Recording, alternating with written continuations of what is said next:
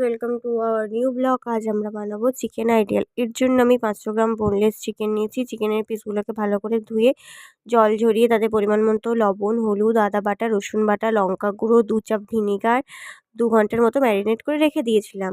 দেন 2 ঘন্টা পরে ম্যারিনেট করা মাংসে কারি পাতা, পেঁয়াজ কুচি, চিকেন 65 মশলা, 2 চামচ ময়দা এবং 2 চামচ বেসন দিয়ে চিকেনগুলোকে আবার ভালো করে মেখে নিয়েছি। এবার গ্যাস অন করে একটি কড়াইতে বেশ অনেকটা পরিমাণে ফরচুন রাইস ব্র্যান্ড অয়েল গরম হলে তাতে চিকেনের পিসগুলো দিয়ে বাদামি করে ভেজে নিতে হবে। ভাজা হয়ে গেলে আমরা তারপরে এগুলোকে তুলে নেব। আবার অন্য একটি কড়াইতে সামান্য পরিমাণে সাদা তেল গরম হয়ে গেলে তাতে 4 চামচ চিনি, অল্প পরিমাণে রসুন বাটা, আদা বাটা, কোচানো পেঁয়াজ দিয়ে ভালো করে কষিয়ে নিয়ে ভেজে রাখা capsicum, tomato sauce, soya sauce, pizza pasta sauce দিয়ে 2-3 মিনিট আরও নেড়ে চিকেনের পিসগুলো দিয়ে সামান্য জল দিয়ে 5 মিনিট ফুটিয়ে গ্রেভি ঘন হয়ে আসলে নামিয়ে নেব। সাদা তিল দেবেন, অবশ্যই টেস্ট বেশি হবে।